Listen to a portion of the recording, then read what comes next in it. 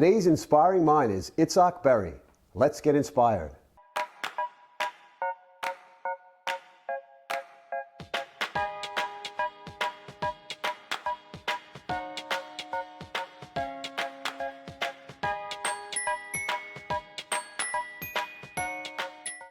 Today's inspiring mind is Itzhak Beery, shamanic healer, shamanic practitioner, author, and activist. Welcome, Itzhak. Pleasure to be with you, Adam. In such crazy times, huh?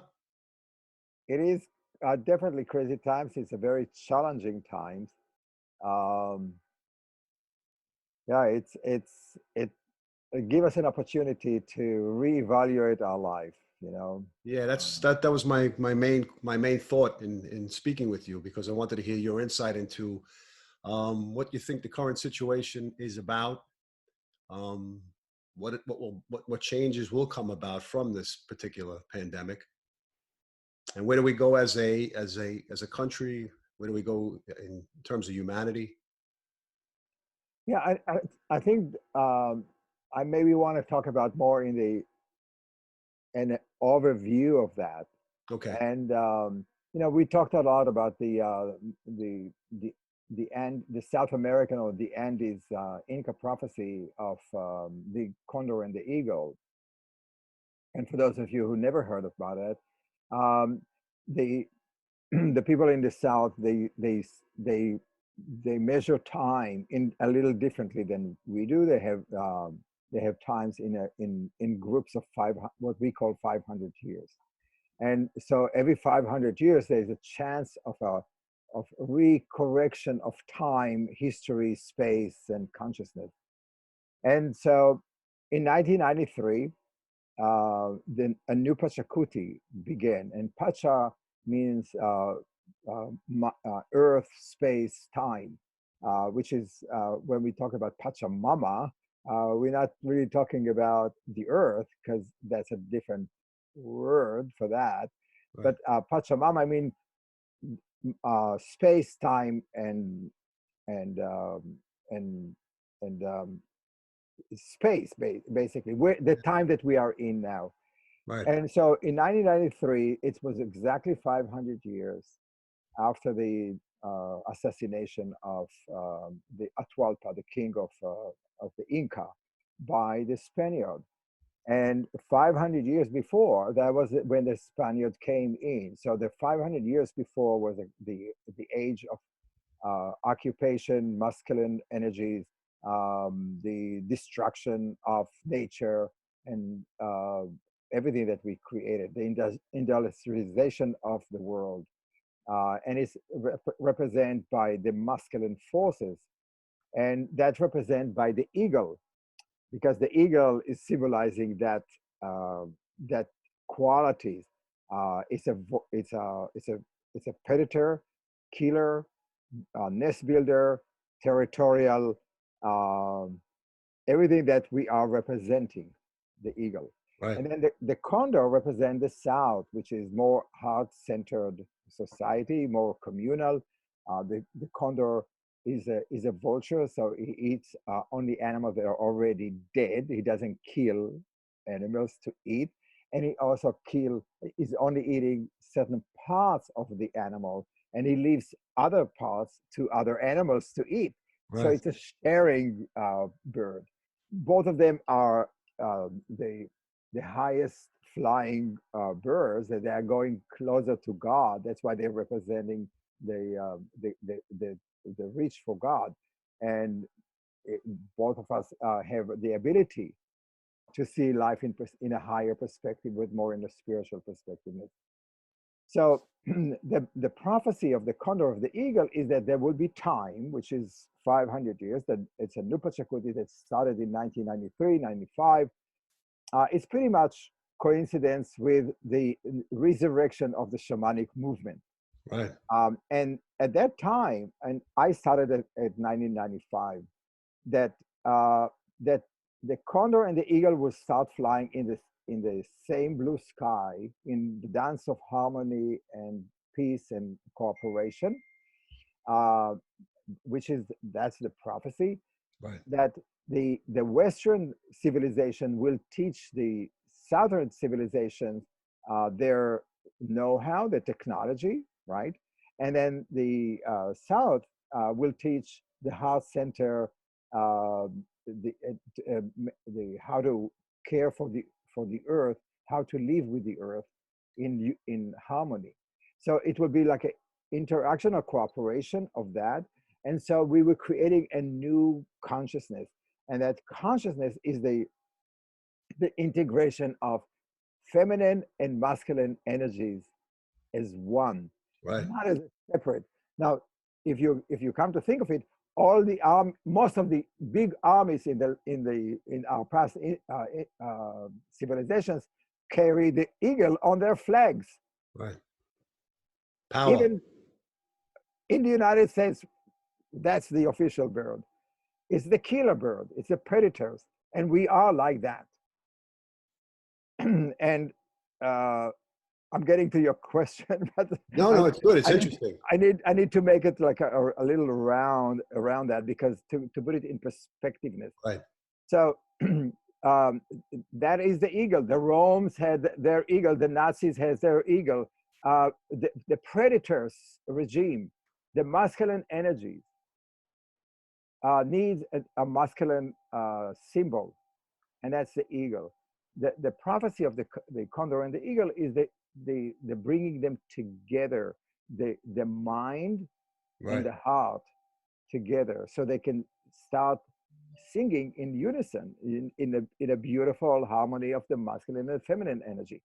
So the prophecy of the condor and the eagle is the return of the feminine energy into the earth, into our life, not to the earth, because the nature always have that, the balance between them.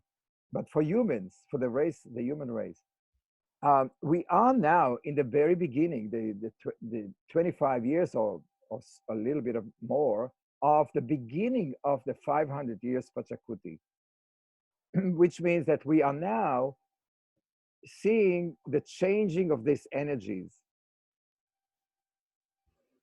And like any kind of time that there's changes, there's a lot of upheaval.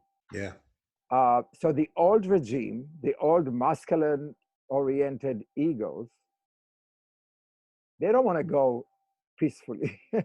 Right. The feminine energies still don't have enough power to overturn that. So there's a play, a game that costs a lot of people life and problems in this world. And that's where we are now. The fear of integration. The fear of integrating the feminine quality. Yes, and that's really yes, and the fear of the unknown new world, because nobody can really tell you what the new world will be, Right. because nobody knows. It's like we are in a cocoon time, in a way, that new humanity is starting to form. And I wanted to give you another vision of that. In the northern Amazon, near the the, the, the city of Manaus in Brazil, Right. when the Rio Negro flow from Ecuador and Peru and from other countries, they're all flowing down, bringing all that richness of the Andes into the Amazon. In that place in Manaus, it's a sacred place where the Amazon tributaries, the Red River, which is called Water River, meet the Rio, the Rio Negro, the Black River, and they all meet together near Manaus, and that's why this is where the Manaus tribe used to live, because they bring all the food and all the richness into one place, and it's called the meeting of the world, the meeting of the rivers. And that's a sacred place where they come and they make prayers Yara, for goddesses of all waters, to for blessing. Now, that river, the two rivers, the Black River and the Red River, they, for miles and miles, for about 50 kilometers, they are attempting to merge. Yeah.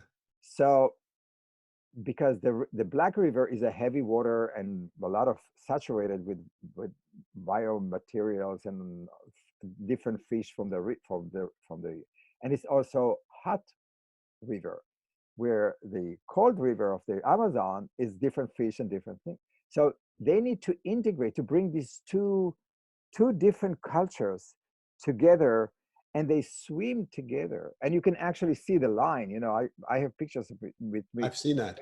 You've seen that. Like Yes. I was swimming on that the Black River and the Red River, like with my body, and you can really feel the temperature, the differences. So it takes 50 kilometers for that river to finally merge. Wow. And we are now in that time of merging the old world views of the masculine domination with a world that is, or returning to the world of more feminine integration. And those forces are now playing in full sight. You can see that we have a group. I mean, it's a pretty small group in the United States. It's about maybe 20% or so of right-wing masculine energies that are going after a person that represent masculinity, but I don't think so. But represent it. That's what he tapped into them. Right. All that uh, um, right-wing freedom, freedom to kill, freedom to pollute other people, freedom to do whatever I want because I want to do that. It's fake. It's all fear of the feminine energy. Yeah. So these are really what we have. If you put that in this context, you can see what we are really facing now. We're facing a group of men and women who would go blind-eyed after a Führer that represent masculine, and in the same thing, you know, if you may, Hitler was a watercolor painter. Yeah, I know that. As, Yes. as what we call sissy, a very sensitive guy who Right. became, who understood that in order for him to get people after him, he have to um, assert masculinity, and that's what he motivated all those people who were afraid of other cultures to uh, to go after him. And it's the same thing that we have now. We have a person who is incredibly insecure toddler who afraid not to be loved, and he think that the only way for him to get attention and love is through uh, appearing as a masculine, even though he's truly not. And you can see it in his body language. You can see it in Well, whatever. he, Uh, he represents the majority of men who have not discovered the balance within themselves. And well, so, he elicit. He's actually, you know, he's sucked that energy out of them to support him, to yes. to feel loved. And so all that all that hopefully will change. So what we need to do as a movement, as a shamanic movement, is to bring that uh, feminine energy and masculine energy to work together and to work to cooperate and create a new old humanity. Because if you remember, before the forming of the three religions, we always have and in all indigenous cultures, it never really stopped. God is not a masculine force. Masculine God, the God is an unknown, is a mystery. Right. And then you have other God or entities like Yara is the feminine energy, and Tupana is the masculine energy of the universe. So Yara and Tupana in the Brazilian tradition, they are representing the both of those sides. And we don't have that. We have, I mean, in many ways, we have Jesus and Mary, right? So those are the two aspects of the feminine Masculine, masculine feminine, energy. yeah. So it is really the return of that old belief system that the world is not just masculine or just feminine, and it's both energies are within ourselves. And in many ways, like my dear friend, the Inuit Eskimo shaman Anangak says, all of that is the return from, I mean, it's the journey between our mind into our heart and from our heart into our mind. So, and just to kind of say it in a different way, Yeah. what we see today on from right wing regimes is that the heart is missing there. You know, you could have 74,000 American dead, and there was no one tear or in the president's eye. There's no compassion. There is no commitment to help. It is all about money, power, and Yeah. the rest can go. And I think that instinctively we all look at him and we says we don't want to have a father like that. This is not our father, because that father is they have no compassion, no love in his heart. And um, for some people it may be attractive, but for most of us it's not. And we see now, as of pretty recently, that women now um, are now holding a lot more power in the Congress and the Senate, mostly Democrats yet, but and we see more women now in places of power, like Germany, New Zealand, and other places like that. Yeah. Yeah. And most of those countries actually are doing much better.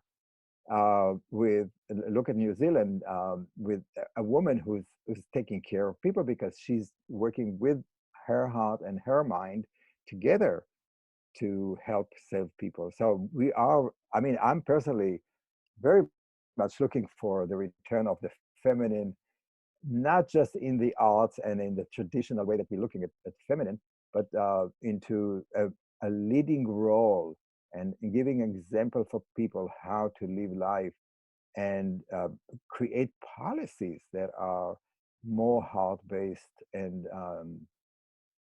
equal to all being on this earth. Yeah.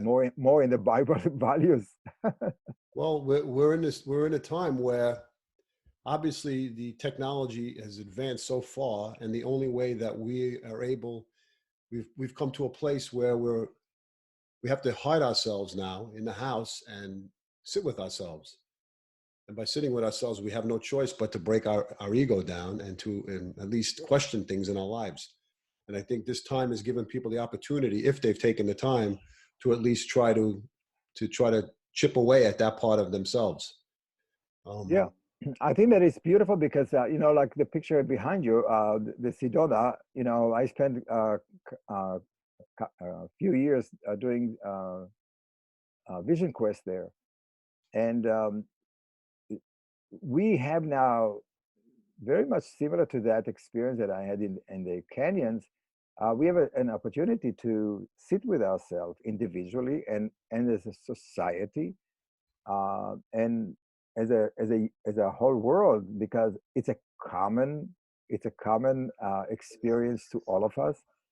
None of us really wants to do that, but we forced to do that, and it's really forcing us to look about our old life before this pandemic, and now as what we feel is locked in our house, and also what kind of world we are going to entering into.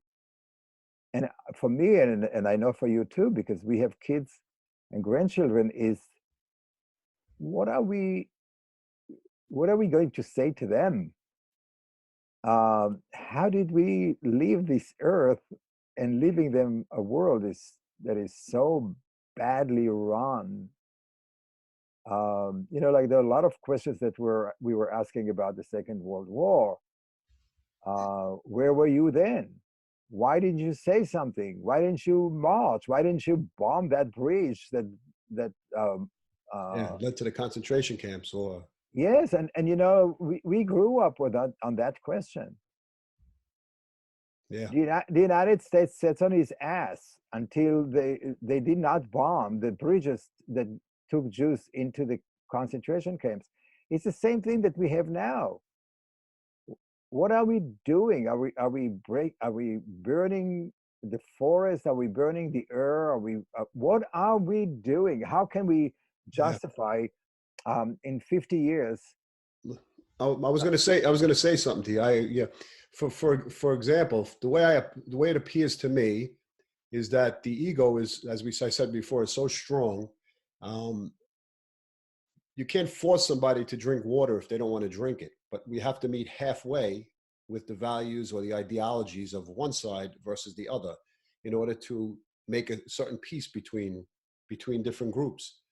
I think looking at the other side, each depending on what side one person's looking at, there's a middle ground that people have to find that removes the fear and brings them to a place of understanding.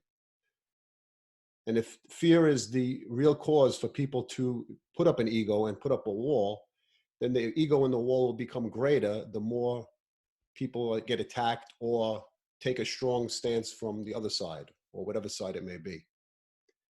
So how do we soften the veil between the ego and the feminine side that needs Well, to be revealed? I think that we have for um, for the longest time, the American dream was a dream of the individual. Right. Okay. And I think that we are stuck in that nightmare. It's not a dream. And I think it's something very important to think about, that we are actually not dreaming. Right. So I was just thinking about it earlier before we went on the air, that a lot of the visions of America, freedom, democracy, everything that we send soldiers to fight for, is an illusion. It's not really what we are talking about, because at the I same agree. time that they wrote this constitution with the democracy and all of that stuff, we had slaves. We still have slaves. We are run by feudals. We just give them a different name. So there is no democracy. Every senator and every congressman is bought. We don't have what the ideals are. We basically feeding illusions to people so they can be better slaves. And I think that really was very clear now, that we really living a nightmare of separation. And if you ask me how you can convince people, it's only by allowing them to experience that and to see it. Because the people in the South that are South and Mid America who are uh, taking guns to ask for their independence, what are Right. they doing? They are slaves for the same machine, except that they don't know it. For them, the idea is that I am free to be a slave, and they're going to fight for it. They don't understand that it's totally not true. Well, we're also part of the system that also becomes tricked into believing certain things, even though we may have the insight into things that are a little bit more insightful than other people. Of course, and so I mean, listen. This is why I personally believe that the shamanic movement is so important, Yes. because, as you know, in the shamanic tradition, we don't have a pope. We don't have a better shaman or lesser shaman. We are all shamans. We are all connecting directly to spirit. We all give our instruction from spirit, and Right. spirit most of the times are good, benevolent. They, Yes. they they want people to live life more in balance and just and love. So um, I, I mean, if I had a bigger message here, is that let's all go back and practice shamanism. And the idea of shamanism is that you love the earth, you love the trees, you love the water, you appreciate other people as much as you appreciate yourself, you appreciate their ideas, their what they believe from, and the fact that we are all one and the same in the same universe. We're not separate. God didn't give the hell just for the human race. Right. Right. But when people go through suffering and have tragedies, and then try to improve their consciousness or make a connection to spirit, then the connection becomes stronger. But sometimes people turn into more material things and avoid the spiritual world, thinking it's just the here and now and there's nothing after this. And that mentality is what keeps people stuck and not believing there's more to it than just this plane. Yeah, So how does shamanism itself help a person find their true path, their calling, and awaken the feminine and masculine qualities equally? Or well, can it? okay, so the dream of separation is based on fear Right. of not having enough, or I would say it's based on greed. Yeah. If I will have a cow and you have five, I will not have enough. Or so I have to have 20 cows, and I don't care what you have. So it's a separation between me and you. It's an I society instead of a we society. That doesn't work, and Right. we see it because we are in that idea of not enough. It it's an old concept. But it works for the 1% of the population. It doesn't work for them. Okay. I believe that it doesn't work for them. In the short run, maybe, but Yeah. uh, some people who have all of that, they know it's not. That's why they're spending so much of their resources and giving back sometimes. But that giving back is not really, it's not that impressive for me. Right. I mean, I appreciate that, but it's not what really need to happen. But what really need to happen is the idea of abundance, that this earth has so much resources to feed us all in a good way, that that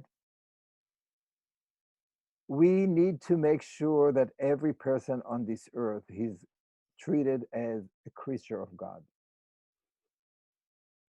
and it's an equally the same. It doesn't matter if it's black, white, yellow, pink, or whatever it is. It doesn't. We are all creation of God, of the mystery. And it's the same thing as the ants and the tigers and the elephants or whatever it is, Right. the bats. We are all creatures of God, and they all needs to have respect, and we all have to make sure that our needs are met. And we don't have a lot of needs, believe me. We really, at the end, we all need one thing, which is love. But we need also sustenance, which is shelter and food. Right. I'm not talking about clothes, but I understand. we can do without that too. But uh, that's all we need. We need love, appreciation, and love means surrendering to spirit. Love is mean I'm accepted, and everybody else is accepted in the eyes of God, and I am God, so I accept everybody else. Right. Which is all of those values are not new. They are all in all the teaching of any kind of spiritual tradition or religious tradition, but they are not practiced. So how does a person find their path? Well, it may be a fate type of thing, but how does a person find their way to shamanism? And how can somebody, what would be the first thing a person would do to understand shamanism themselves? So a lot of people who are going to shamanism are going after a physical emotional crisis. Which we have So now, which we have on a large larger scale. level. Yes, and that's the hope. The hope is that we will understand that. I mean, what is a crisis? A crisis is when we are not able to uh, have control over over our life. You know, when you divorce, when you get sick, when you you know, all kind of different things happen. So you go there deep inside and find different powers or different strengths that you have with you, and you are connected to your soul purpose or your soul yearning or to your soul essence, and then uh, you are trying to reconnect with that true essence of yourself. And that's really what needs to happen for us all, is to I mean, I truly believe that all humans are good. And I believe that there is an essence of goodness in those people who are with machine guns there. I just feel sorry for them for feeling so unsecure that they need to flaunt um, their machine guns, you know, to ask for help, to ask for love. But I believe that we are all born to love and to care for each other. So I think that uh, it's a complex question. Is how do you take somebody who is afraid? I mean, look at that. I mean, if you found a stray cat on the street, how do you create trust? Well, there's two sides. First of all, the person taking in the stray cat could be fearful of the cat itself because it's stray. And the Yeah. stray cat itself is fearful of the person trying to take it in. Yeah, so So, it's like the meeting of the rivers. yes. You have to figure it. You have to do this dance of how you create trust. So I think the universe did it for us in some way. It's balancing out the emotions of bringing people to the same playing field. Because in essence, any material item cannot sustain a person. It could sustain them financially, but emotionally, that would run out.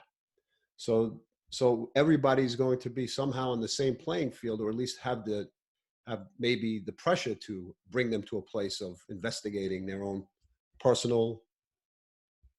Yeah, and I think that maybe like the rivers, um, the the the meeting of these two water, the constant um, connection between the hot water and the cold water.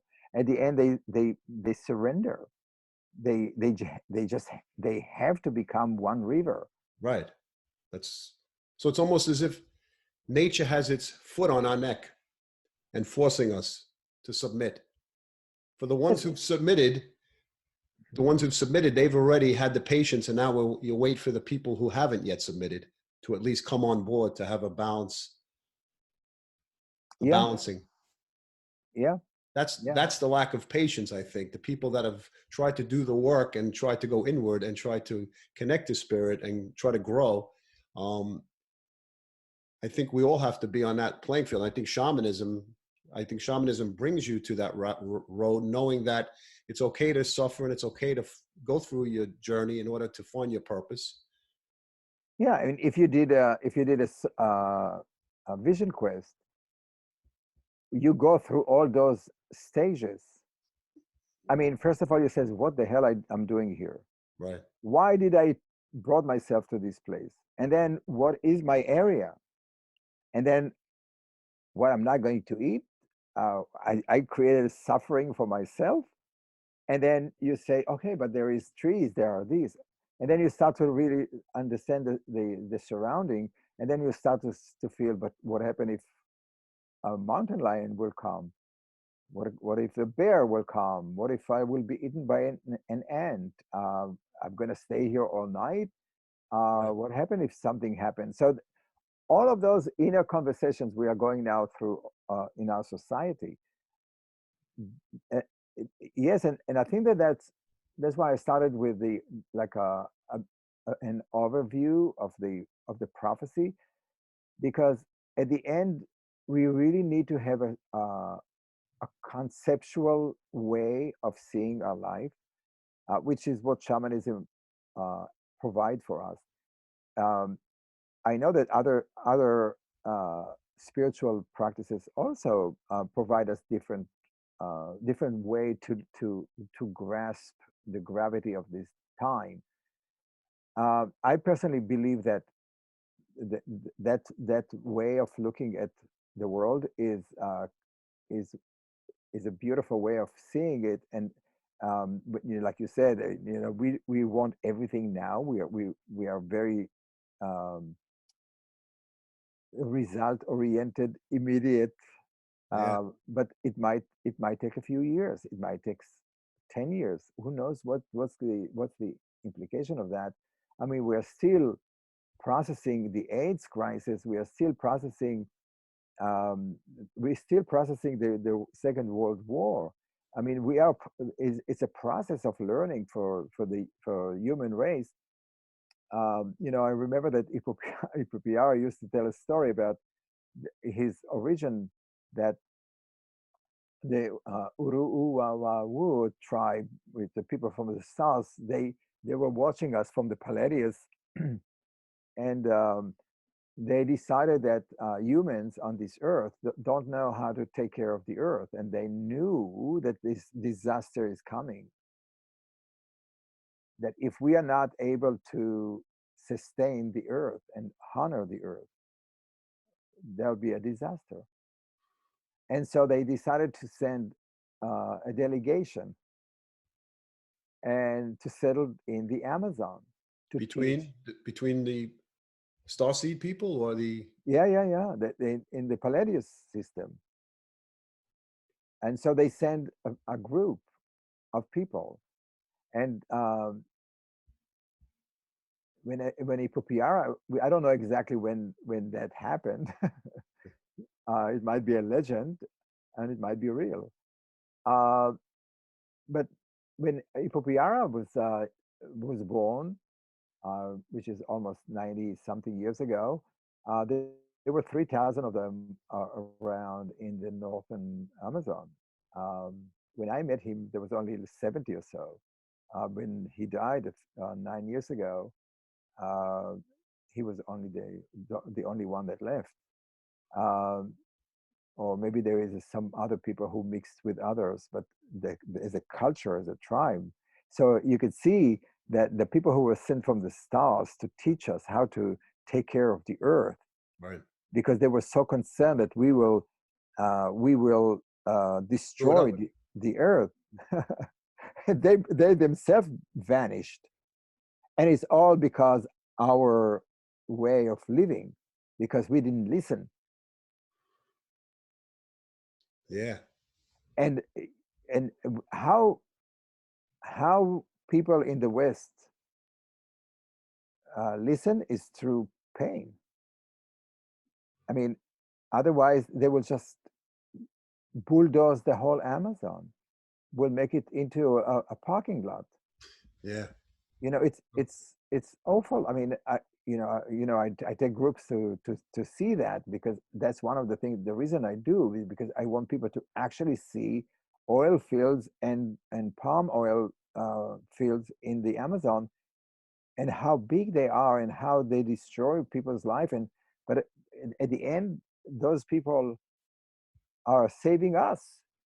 They're keeping our air clean, Yes, yes. and they keep all this medicine that we are using, all this knowledge, and we are so gladly allow these people to destroy so we can go, so we can pay less on gasoline.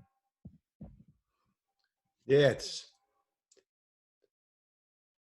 an interesting thing. Speaking of the trips to South America, just to give a little of the viewers an idea of what you do when you do go to the Andes Mountain and into South America. Well, What is, we go for about a little bit more than 2 weeks, and the idea is to work a week in the Andes, which is a very different culture than the Amazon. It's very distinct cultures, and right, to be to be with more indigenous people, to understand their cultures, to understand their connection to nature, and to understand their medicine, because their medicine is so intertwined with their way of living, and in the whole philosophical concept of the world. And so it's a healing trip for individuals. So we go to different shamans, and they do healing ceremonies, and we talk about the medicine and how it does it work. We do some plant medicine with that also in the Andes, more of the Wachuma, and it's all about reconnecting to spirit, to the spirit of the mountain, the spirit of the plant, the cactus, all of that. And it's a very powerful experience. And then from there we go to the Amazon, and we stay there uh, like 9 days or so, and um, it's a life-changing experience, because you really understand the difference between our two cultures, our two way of thinking or holding the world. And I have to tell you that for a long time um, I was yeah, it's very hard to come back from it. yeah, yeah, I can understand. um, and you learn how to live in nature, and you learn how to live with nothing, with only nature supplies you what you need. And I think that it's important. It's such an important, and it's really changed people's life. They come back differently. They make their commitment differently. The people from the trips usually keeps in the community. We have a WhatsApp groups, and they all meet. They all share. They all travel together. They come back again to other trips. So it's the way I hold that is that it's a giving an opportunity for people to um, to change their life. Or I look at it more like a seed. I mean, I take people there so they can become the seed to change the consciousness in the world, Right. and they become their own teachers or their own messengers. And that's how it's all going to happen. We have to change consciousness, that that that that dream of occupation and greed and money and fear and all of that. It is not what human beings are called for, to be on this earth. We are here to share, to love, to laugh, to tell stories, to be in a community, and that is taken away from us. And I think that it's time to reclaim it. Do you think in the education system that they'll be incorporating programs or um, a greater respect for the earth itself, gardening and planting and getting back to nature, maybe after this particular situation we're in right now? Oh, I hope so. I really do. Yeah. Like when you talk about education system, our education system is basically education to be slaves. Uh, I don't want to put it in a nicer term. It's basically to prepare us to the corporate world, All right, I understand. to be good soldiers. They don't teach us to live. They don't. I mean, really, the most important aspects of education is how you build good relationship with others. We don't teach kids that, right? We don't teach relationship. we don't teach food. We don't teach the value of food. We don't teach what's the ingredients in honey, how you get milk, where does it come from? we Right. don't teach we don't teach the value of nutrition. And no wonder we have this obesity epidemic, because we are so disconnected from nature, we're so disconnected from the sources. So real education is about connecting to nature. It's connecting to music, to art, to the heart. So we have an education system that is only based on the mind, on logic, on mind, and tests, and that doesn't prepare you for life. It prepares you to become a better soldier, a better slave, a modern slave. And I hope that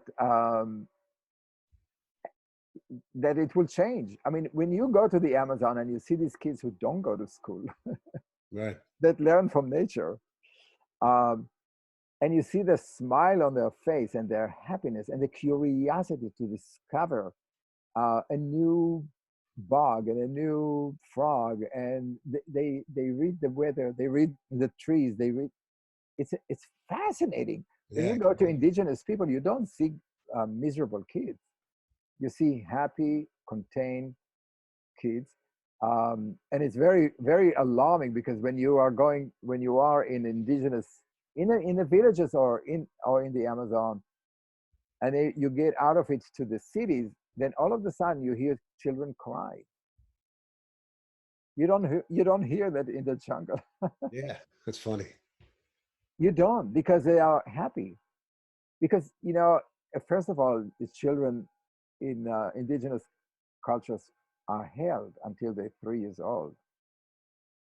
They, they not not in a, but definitely the Yeah. first year they are constantly held. They get the vitamin love, safety. So when they grow up and they start to walk and they start to be independent, they're not afraid. I mean, they don't leave them with a babysitter. This and is you this is a continuum of what has been passed down from generation to generation. So it's brought people to this place, right? And Yes, in our society, as you said before, through people suffering from past experiences in history, from the Holocaust, from slavery, people's own consciousness has not been cleansed yet in order for them to have that sense of peace or be able to pass on the teaching or the parenting skills to the next generation. So we're far behind in we're far behind in being at the place where we may see it being, but it's going to have to run its course in order to get there. Would you agree? I hope so. Yeah. Well, not that it may get there, but the process, I mean, it's a process to get there.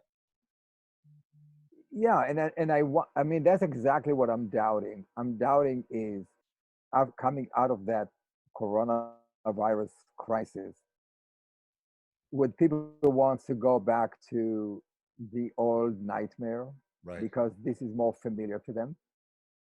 Or are they willing to have a new dream, commit themselves to a different world, instead of owning, 5 different apartments in different cities around the world? Maybe they can take some of those and share with people who don't have a place to live.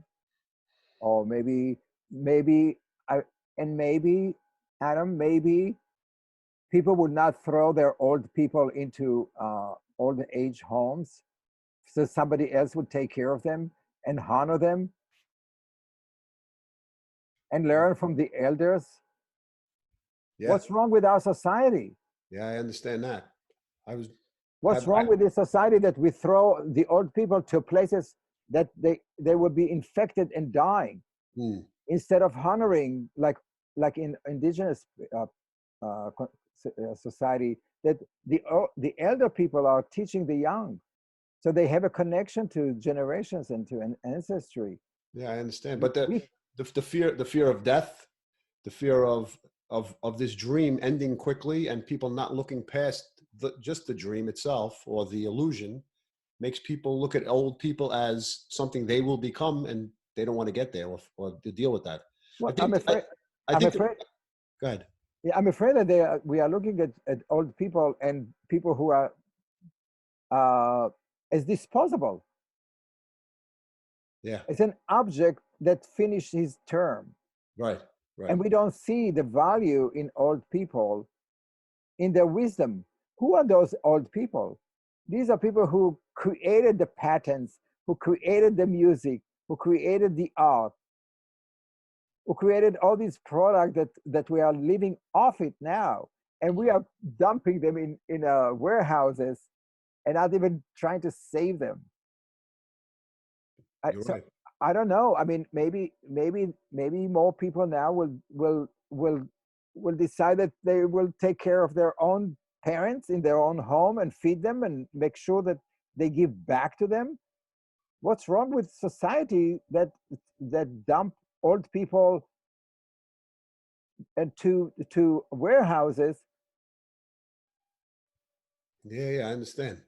See, that is where they disconnect from the heart, because they keep the mind, because old people are useless.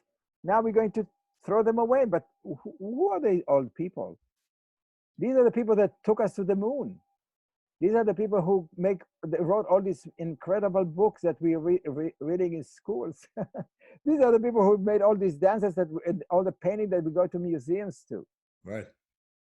These are the people that we need to honor, not to dump them. So that's where that is where indigenous society is so superior. Yeah. And that's where the fear of getting old in our society is. What are you going to do with me? Right. Well, people don't look past a certain point. Once people feel they're getting old, then they feel their lives are deteriorating when there's plenty of life to live and things to learn, and tuning their own What about gratitude? yeah. We live in a world that is very little of gratitude.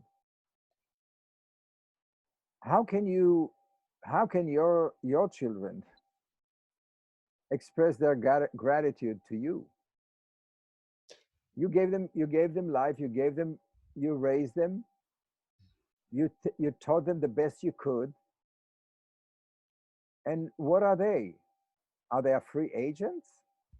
Are they just like wildflowers? They grew up with no earth. Well, I think the breakdown of the family in our culture has created the need to just enable children to receive without any accountability. But you can't do that. I know, but You can grow a tree without earth, right, and you or anything. You just can't do that. And I think the tree needs to give thanks or gratitude to the earth, and give gratitude to the sun, because without these two, without the mother and the father, there will not going to be anything growing, or especially trees and plants and all that. I right, mean, all of us. And I think that lack of gratitude, that lack of uh, connection to the people who raised you, that's part of that nightmare that we are living, of separation. Because you can't separate between, if you separate between black and white people, yellow people, and all that, then you start to separate again.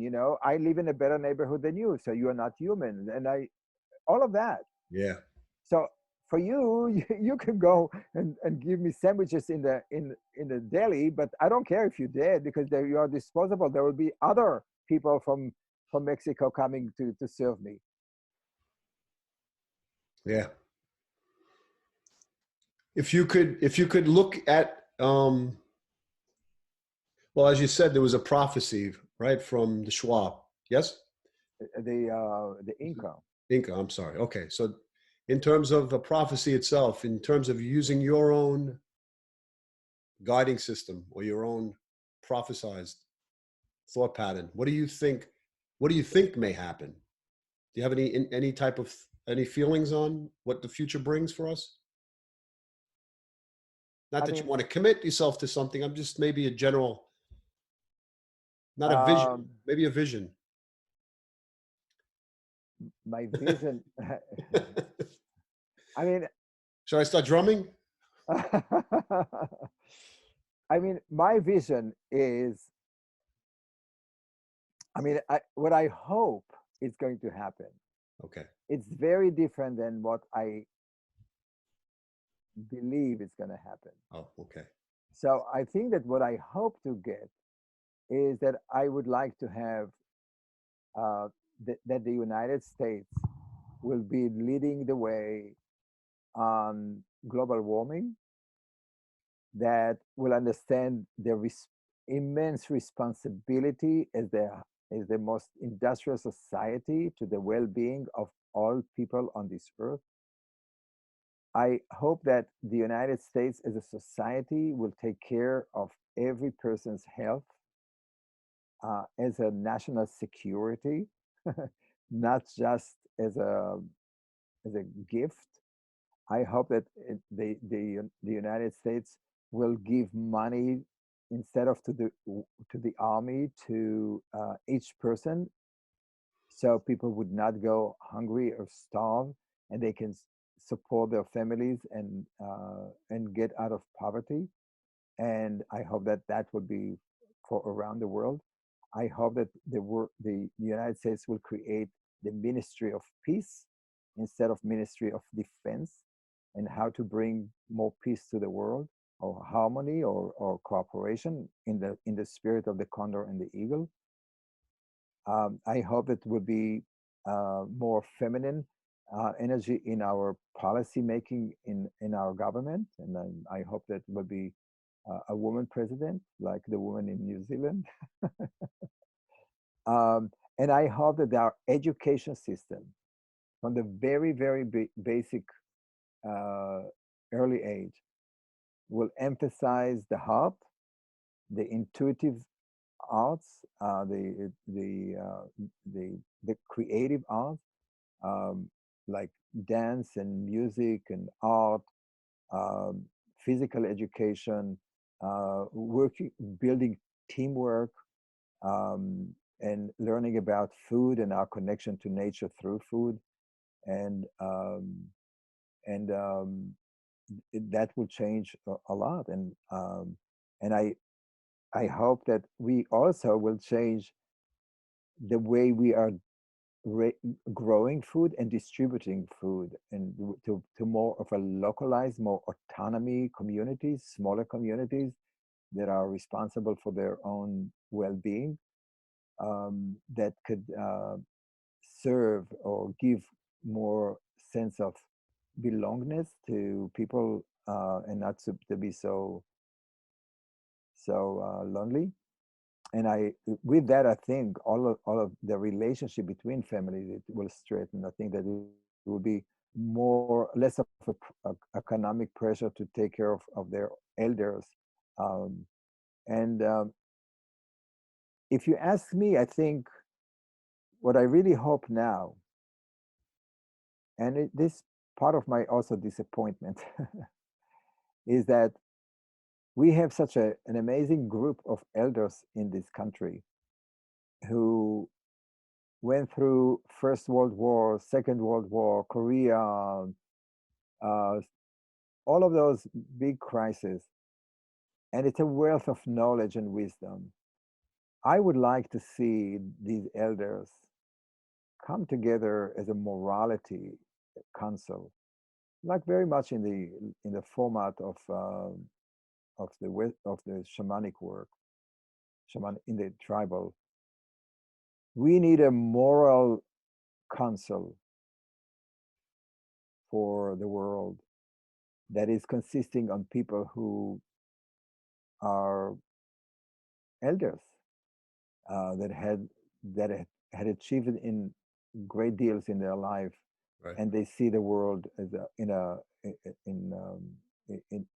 they want to help the world, or the community on this world, or the human race. And I think that moral. I'm not talking about religion. I'm not talking about political. I'm not talking about security. I'm talking about moral. And I think that we need to go back to the human morals of our civilization. And there's not much, there's not a lot of chapter in that. Right. It's all spelled out in all the religion texts and all the spiritual texts. We were just so far away from it, so far away. We need moral authorities in this world, like the Dalai Lama, like the Pope, maybe, like those rabbis who are more enlightened, like people who are in the spiritual community. All of those people have to get together and create a form, like we have the UN, or something that people would not come. I mean, people like the current president will feel ashamed of doing the stuff that he does. Somebody would make have some kind of a base for morality to talk to. I mean, is that a long list now?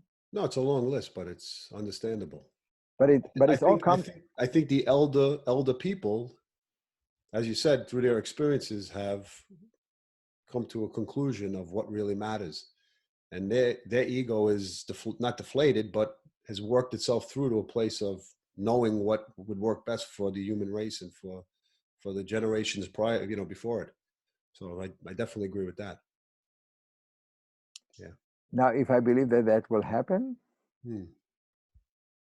um, like anything that in the human race, it takes 500 years to happen. So I think that we are on our way. The universe is they you know our civilization is like a river. It's flowing, and it will get there. When it gets there. But I don't know if we will be there Okay. in this form. Maybe Right. we'll come in a different form. But it's definitely going to this direction. I hope so. Okay, let's leave it on that note, because those are inspiring words from a very inspiring mind and a very inspiring person. So I appreciate you sitting here with me and my audience, and it was very enjoyable, Itzhak. Thank you. Thank you, Adam. Thank you so much. Only the best. Yeah, Best. I agree. Only the best. Yeah. Okay. Thank you.